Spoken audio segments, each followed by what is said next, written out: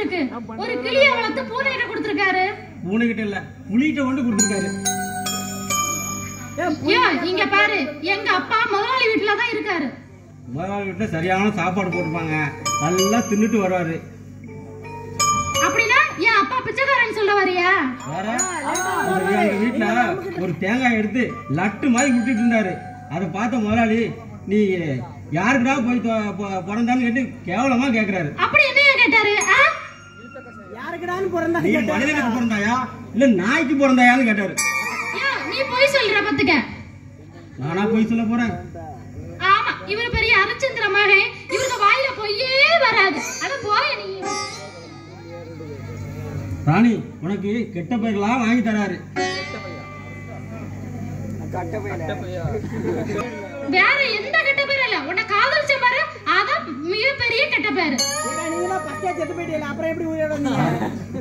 அட சொக்கனுக்கு பிறந்த மகாராணிய உன் அப்ப அங்க போய் ராமநாத டிவி வேடி சட்டையை கேக்குறாரு, சாந்தி டிவி சீலையை கேக்குறாரு.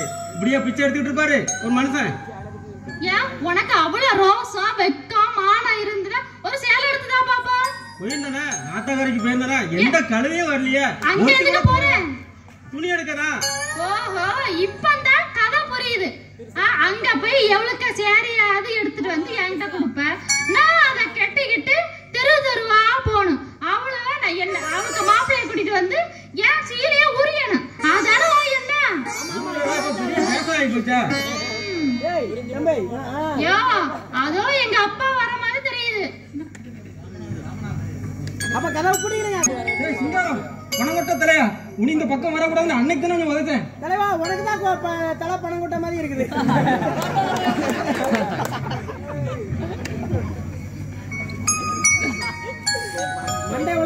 மாமியார் கிட்ட அடி வாங்காம உங்களுக்கு எல்லாம் புத்தி வராது. இந்த மாமியார் கிட்ட அடி வாங்கினாலே ஒருத்தருக்கும் புத்தி வரல. நானாவது நான் மாமனாட்ட அடி வாங்கன்னு நினைச்சுக்கிட்டு இருக்கியா? வெளுப்புதான் தலைவா. ஆமாடா, என் மகளே பெரிய கோடீஸ்வரனுக்கு கட்டி கொடுக்க போறேன். அவளுக்கு காரு பங்களெல்லாம் இருக்கு. இது ராணிக்கு ஒரு நல்ல இடத்துல கிடைச்சா அதுவே எனக்கு சந்தோஷம். மருமகனே சிங்காரம், அப்படி சொல்லாதீங்க. நான் அந்த முதலாளி மாதிரி முட்டாத கிடையாது. நாளைக்கே ஒரு 2 திருமணம். எங்களுக்கு எப்பம்பா கல்யாணம்? நீ நைட் பண்ணு. அவசரமா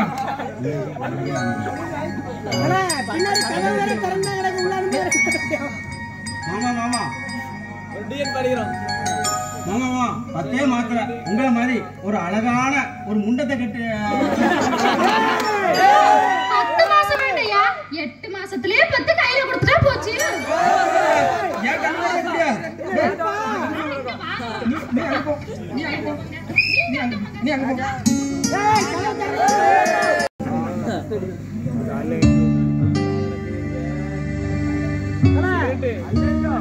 சாந்தி, இன்று நமக்கு முதலிரவு.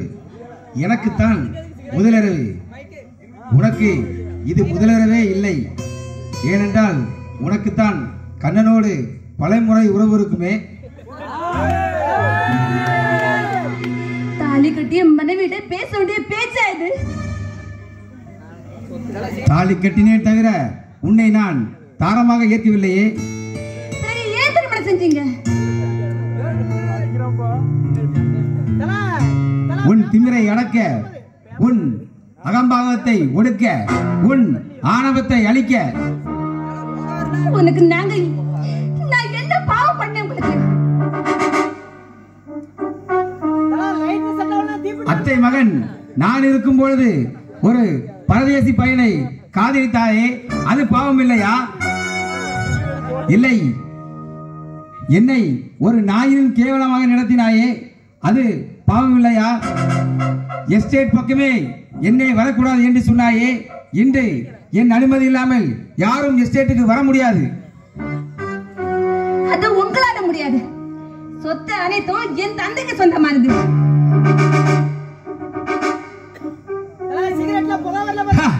ராமநாதன், நான் ஆடச் சொன்னால் ஆடும் பொம்மை. என் பார்வை பார்வை செல்லும் இடமெல்லாம் பறந்து போகும் பட்டம் உன் தந்தை. என்னிடம் வித்தை காட்டினால் சொத்தை ஆகி விடுவான். ராமநாதன், என் திட்டத்தால் உன் தந்தையை என்ன பண்ணுகிறேன் பார். சாந்தி, உன் பெயரில் உள்ள சொத்துக்களை எழுதி தர முடியுமா முடியாதா? முடியாது. சொத்து எல்லாம் என் அப்பாவுக்கு சொந்தமானது. நீங்க என்ன சொன்னாலும் சரி, இந்த மட்டும் என்னால முடியாது. என்ன சொன்னாய்? என்ன சொன்னாய்? சங்கர், கட்டிய மனைவியை கை நீட்டி அடிக்க இது என்ன செயல்? நம் குடும்பத்துக்கு ஆகாத பழக்கம்.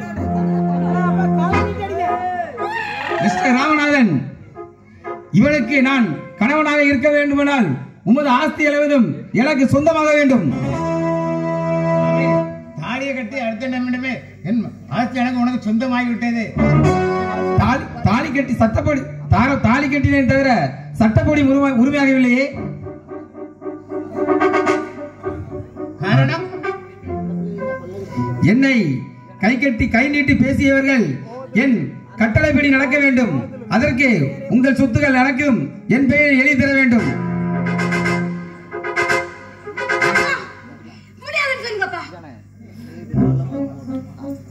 சாபாஸ், அப்பாவும் மகளும் சேர்ந்து என்னை ஏமாற்ற பார்க்கிறீர்களா? நான் ஏமாற்ற வேண்டும் என்றால் என் மகளை உனக்கு கொடுத்திருப்பேனா? ஆமாம், இவள் பெரிய பத்தினி, ஏற்கனவே வேலைக்காரனோடு இருந்தவள் தானே. எப்பொழுதும் திடீரென்று ஓடிவிட மாட்டாள் என்று என்ன நிச்சயம்? கட்டிய மனைவியை அடுத்தவனோடு சேர்த்து பாதிச்சுகிறாயே, உனக்கு வெட்கமா இல்லை? வெட்கம் எனக்கு மட்டுமா இல்லை, இங்கு இருக்கு யாருக்குமே இல்லை.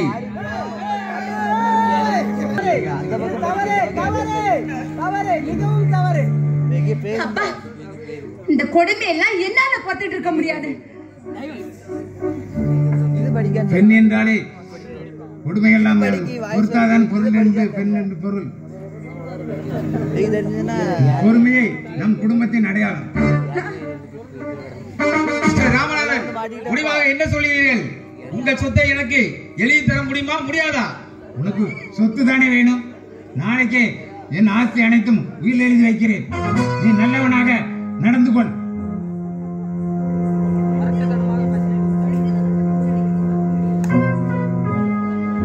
நீதான் காப்பாற்ற வேண்டும். நாளைக்கு உனக்கு உன் பேரில் சொத்துக்களை அவனத்தையும் எழுதி தருகிறேன்.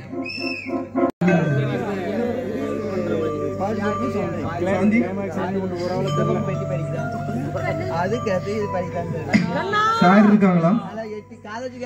உள்ளதா இருக்காங்க. கண்ணா, என்ன மன்னிச்சிடுங்க. உங்க வாழ்க்கையை நான் பாழாக்கிட்டேன்.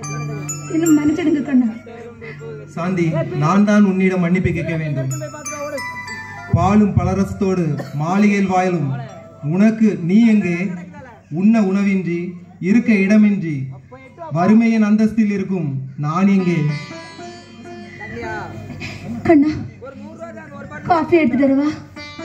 வேண்டாம் வேண்டாம் சாந்தி, நான் முதலாளியை விரைவாக பார்க்க வேண்டும். முதலாளியை தான் பார்க்க வந்தாயா, இல்லை உன் பழைய காதலியை பார்த்து உறவை புதுப்பிக்க வந்தாயா? டே சங்கர், மரியாதையாக பேசு. அந்த மாதிரி ஈன புத்தி படைத்தவன் நான் அல்ல. நான் எஸ்டேட் விஷயமாக மேனேஜர் முதலாளியை தான் பார்க்க வந்தேன். முதலாளி? முதலாளியை நான் தானடா. அந்த தகுதி உனக்கு ஏது? டேய், தகுதியை பற்றி நீ பேசலாமா? முதலாளி மகளை மணந்து உல்லாச வாழ்க்கை வாழலாம் என்று நினைத்தாயே, அது உன்னால் முடிந்ததா?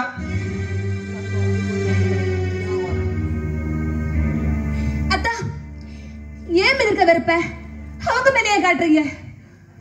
அத்தான் என்று என்னை சொன்னாயா, இல்லை அவனை சொன்னாயா? உங்களுக்கு கொஞ்சம் கூட மனசாட்சிங்கிறதே கிடையாதா? இருக்கு. அதனால்தான் உன்னை மணந்து வேலைக்காரனுடன் பழகிறாய் என்று தெரிந்து உன்னை மணந்து உன் குடும்பத்தை மானத்தை நான் காப்பாற்றினேன். உங்களால குடும்ப மானம் காப்பாற்றப்படல. குடும்ப மானமே தலை தூக்கி ஆடுது தெருவுல. உன் போன்ற பெண்கள் குடும்பத்துக்கு வந்தால் குடும்ப மானம் என்ன, குலமானமே நாசமாகிவிடும். டேய் கண்ணா, இனி இந்த வீட்டில் உன் நிழல் கூட படக்கூடாது. ஏன் படக்கூடாது? அவன் இந்த எஸ்டேட்டின் மேனேஜர், 1000 தொழிலாளிகளின் தலைவன் அவன். மாமா, இவனுக்கும் சாந்திக்கும் உறவு இருக்கிறது என்று உலகத்திற்கே ஊருக்கே தெரியும். அப்படி இருந்தால் இவன் நம்ம வீட்டிற்கு வந்தால் ஊரார்கள் என்ன பேசுவார்கள்? பேசுவார்கள், இந்த கூறு கட்டவனுக்கு ராமநாதன் பெண்ணை கொடுத்திருக்கார்கள் என்று என்னை தான் குறை கூறுவார்கள். ஆமாம், ராமநாதன் பெரிய முத்தமன், அவள் பெற்ற மகள் பெரிய பத்தி என்று எல்லோரும் கூறுவார்கள். முதலாளி, என்னால் உங்களுக்கு உங்கள் குடும்பத்தில் எந்த விப்ளவமும் ஏற்படக்கூடாது. நான் வேண்டுமானால் வேலையை விட்டு விலகி விடுகிறேன். டேய் கண்ணா, வேலை விட்டு நிற்க போகிறாயா? அப்படி என்றால் உன்னை வளர்த்து எல்லாம் என்னை வளர்த்து அன்பாக இருந்த என்னை மறந்து விட்டு போகிறான் என்று சொல்கிறாயா? இவனே போனால் என்ன, எஸ்டேட் நடக்காதா என்ன? இந்த எஸ்டேட் வருமானமே அழிந்துவிடும். மாமா, எஸ்டேட்டுக்கு மேனேஜராக என் நண்பன் பூமதியை நியமிக்க போகிறேன். பூபதி இருக்கும் இடத்தில் புல் முளைக்கும் என்று நினைக்கிறாயா? மாமா, பூமதி தான் இந்த எஸ்டேட் மேனேஜர். இதுதான் என் முடிவு. வருகிறேன்.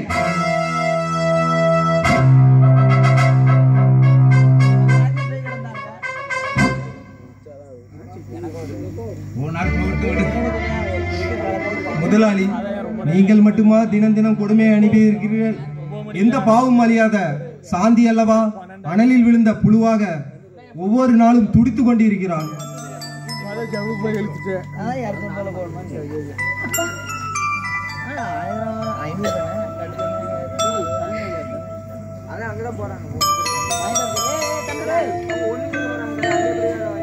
சரி முதலாளி, நான் எஸ்டேட் போய் வாங்க. சரி.